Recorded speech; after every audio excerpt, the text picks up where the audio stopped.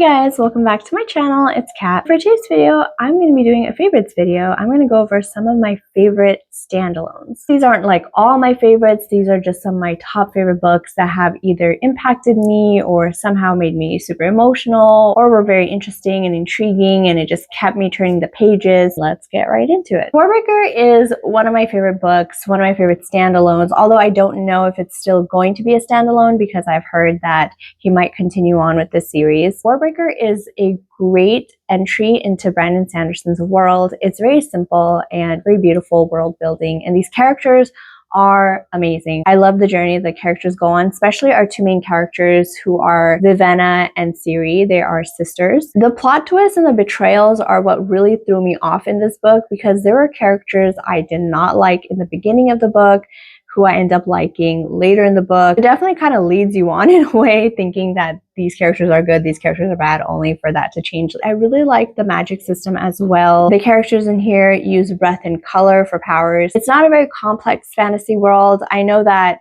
sometimes fantasy standalones, especially if you write like Brandon Sanderson with very complex world building, it can seem daunting because how do you pack so much world building and characters and all that stuff into one book?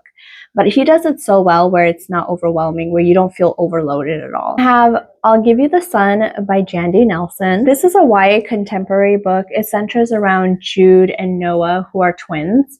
When they were younger, they were very close. They had a very close sibling bond. And then we fast forward to the present time.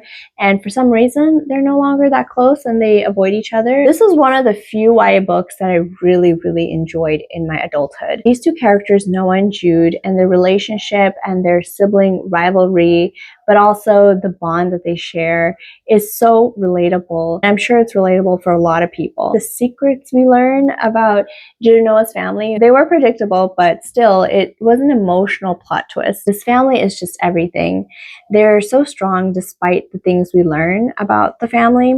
And Jude and Noah, what we learn about them and their past is very heartbreaking. Definitely one of those books that I remember even years after reading it. Then I have The Undomestic Goddess by Sophie Kinsella. This is my second Sophie Kinsella book that I read, or this was actually the first Sophie Kinsella book I read. I really liked it. I actually need to read more Sophie Kinsella books because I read this one and another book, another standalone that I liked a lot too. I liked our characters and I liked the concept and the message, but it was still really funny. There was a lot of comedy. There was a lot of love. We have Samantha, who's a career-oriented woman. She one day has a breakdown and then ends up finding herself as a maid for a very wealthy family. She doesn't know how to do any domestic work because she's so career focused. That's all she does. She lives and breathes her career. She has a maid who came to her house to do the work. She didn't look favorably upon domestic work. In her mind, she believed that women should be career oriented and they're not strong if they're not focused on their career. And the message in this book was very powerful, that it doesn't matter what choice a woman makes, whether she wants to be a full-time career woman, whether she wants to be a domestic worker or do domestic duties, or she wants to stay at home and just take care of the house. It doesn't invalidate her as a woman, and it doesn't make you weaker or stronger, whatever path you choose. The power lies in the woman making the choice. And there shouldn't be any sort of discrimination if a woman does want to live a more domestic life instead of a more career-oriented life. So that message really shines in this book, and I really love how Sophie Kinsella handled it. Then I have a Just Listen by Sarah Dessen. This is my first book by Sarah Dessen. I read it a couple of years ago, I think end of 2023. This is the book that sent me to therapy. Some of the subject matter and some of the events that took place hit too close to me. I ended up having a meltdown. Then I ended up going to therapy for the first time. I do have to thank this book for something, because when I started therapy last year, it was probably the best thing I've ever done for myself. This book handles some very sensitive subject matter, so I would check trigger warnings. Even with the subtlety of the scenes that took place, it still affected me a lot. And again, maybe because it was something that felt too personal, I would still suggest looking up the trigger warnings, even though it's not too graphic. This book was very emotional. The themes and the message was so powerful. And I think the biggest takeaway from this book is living your truth and standing in your truth. meaning don't shy away from what happened to you. Like, take your power back, and the importance of sharing your story. Of course, if you don't feel comfortable sharing your story, don't. But sharing your story allows you to stand in your truth a little stronger. And it also allows others to feel comfortable enough to come out with their stories.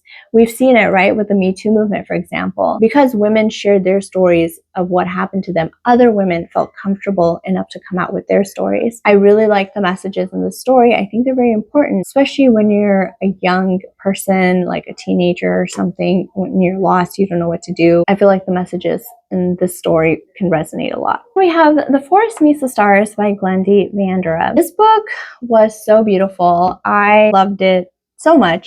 Of course I loved it. It's in this video. There was so much dialogue, and I love books with a lot of dialogue. It made for a really good and fun read. There's also mental health representation. One of the characters, he has depression, and the way it is portrayed is very powerful and moving. He has days where he's happy and he's smiling and he's interacting with our main female character, and then there are other days where he's just in his room and he's laying down and he's sleeping, or he's having anxiety or panic attacks and he doesn't want to face the world. That, I feel like, shows the spectrum of depression, that it's not just being sad all the time. There are days where you're also happy, or you're smiling, or you're just having a laugh, and that can all turn around the next day, or the next hour, next minute. It's not just one symptom that a depressed person feels, but it's a range of symptoms, and it's a range of emotions and feelings. We also have a main female character who is a breast cancer survivor, and she has a mastectomy, and how that feels for her, and the insecurities she faces, especially when she takes off her shirt, she goes for a swim, the thoughts that run through her mind. I think it's very important to touch upon this subject, which I don't really read about. There's a little girl in here who's lost, and she believes she's an alien from outer space, and she's come to them to observe some miracles. You got to read the book to really understand it. Little girl basically adopts the main female and male characters as her parents. And it's just very cute how this little family of just people from different traumas come together. I have Slewfoot by Brom. This is my first book by Brom, and I will never forget it. I loved it so much. Brom is an exceptional storyteller. Not only that, but he is a great artist. He draws his characters, which they can be found in the middle of his books. I read this and I read Krampus, but Slewfoot has a special place in my heart. I read Slewfoot at the perfect time. I read it in September, so during the fall time, and this book takes place during the fall time, so it felt very immersive, and it was the perfect fall vibe book. So if you're looking for a book to read in the fall, Slewfoot is going to be it for you. Also, don't read that many witchy books, so this is one of the few, and I really enjoyed it. This book also solidified Brom as one of my authors. He, again, is such a great writer and a great artist, and I love it when authors draw their own character pictures, because we get a glimpse into their minds, right? We get to see what they see when they are imagining their characters. It gave all the cozy vibes, very comforting too. Definitely recommend this in the fall. The Wicked Deed by Shea Earnshaw. This is my first book by Shea Earnshaw, and I should probably read more by this author because I really did like this book. This was one of those atmospheric books. The book takes place in a coastal town, and it's cloudy and it's rainy and it's wet and it's dark, and you really feel like you're there. The tone of the book is dark and dreary, and I think the author does a great job in setting that tone, but I just loved how atmospheric this book was. I also loved the whole concept and the story, mermaids, evil mermaids, but it's not a horror book by any means. There's definitely a romantic subplot in here, which I found very endearing, and it is a slow burn. And I liked the pace that this romance subplot took. The whole storyline was just fantastic. But if you're looking for a very atmospheric type book where you feel like you are in the setting of this book, this is definitely it. Another great fall time read, because again, the cold weather, the wet season, it really kind of gets to you. If you're looking for a book with evil mermaids, it's right here. Home Before Dark by Riley Sager. I have mentioned this, that I loved every book I've read by Riley Sager, but Home Before the Dark is special because it was so freaking creepy.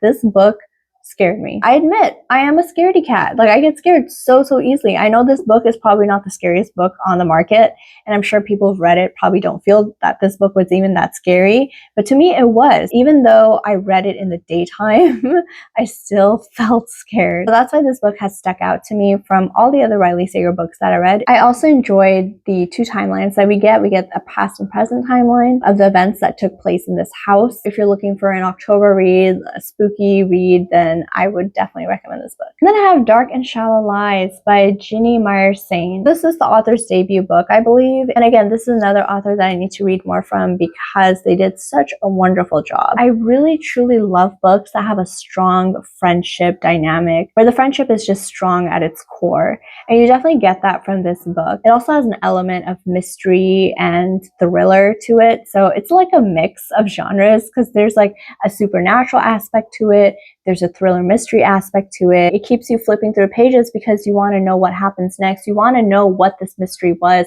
You want to know who killed who. The author keeps you on your toes. You don't even know what's going to happen. You think you know what's going on and then you don't. The setting of this book also takes place in a small swampy town, kind of like a bayou. You definitely feel like you're there. You feel the humidity, you feel the heat, you hear the insects.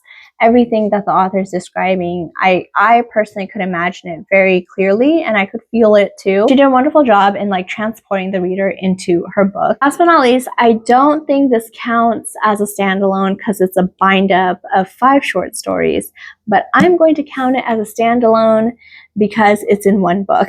That is the Mindfuck series by S.T. Abbey. So I read the series some years ago, maybe 2-3 years ago or something, and loved it so freaking much. It has the most intriguing premise ever, and this series basically is a dark romance between a serial killer and an FBI agent. Their romance was off the charts. It was hot, it was spicy, it was so emotional, and it was very deep too, and they're basically on the same level. There's no imbalance in their relationship. They both keep each other on edge, and they're both so smart and so strong. Our main character, Lana, she is like the most badass female character I have ever read. Her trauma is so heartbreaking. And I want to give the biggest warning for triggers. This book is filled with triggers. I think this is like my first dark romance book series that I've read too, so I just dived into the deep end. There were times where I read some triggering scenes and I had to put the book away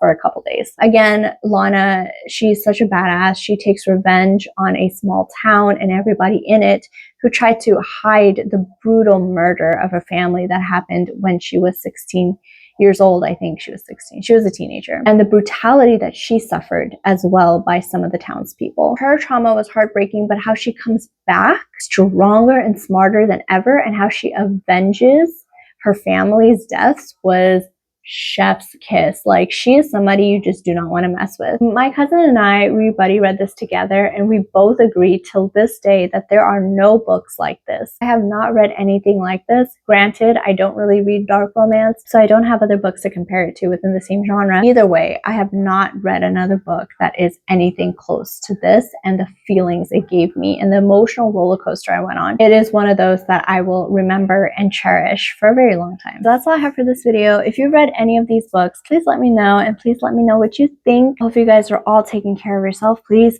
take care of yourself. I said it before, I'll say it again. You are important and you matter, and your mental health matters, your emotional health matters, your physical, your health matters. Our world is crazy as it is.